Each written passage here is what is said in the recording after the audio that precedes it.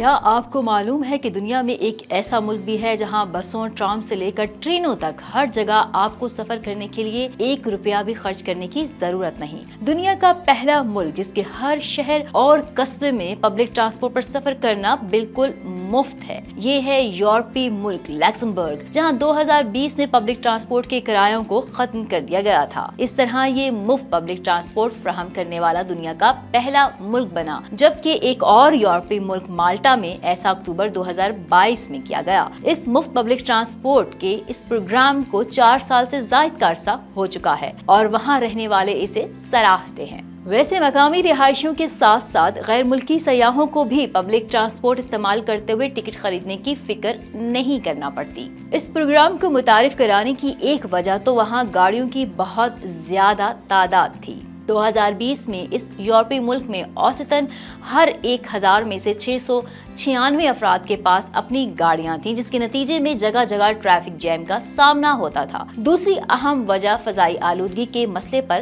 قابو پانا تھا۔ لکسمبرگ کی آبادی 7 لاکھ سے کم ہے۔ وہاں کے شہریوں کا بھی کہنا ہے کہ جب آپ کو ہر جگہ مفت جانے کی سہولت دستیاب ہو تو اپنی گاڑیاں استعمال کرنے کی کیا ضرورت ہے۔ اس پروگرام سے قبل ٹکٹوں کے ذریعے پبلک ٹرانسپورٹ سے 4 کروڑ 10 لاکھ یورو سالانہ کی آمدنی ہوتی تھی۔ لکسمبرگ کے ڈپٹی وزیر اعظم کے مطابق مکمل پبلک ٹرانسپورٹ سسٹم کا خرچہ 50 کروڑ یورو ہے، مگر اسے ٹیکس گزاروں کی جانب سے ادا کیا جاتا ہے۔ مزید اپڈیٹس کے لیے دیکھتے رہیے وی نیوز.pk۔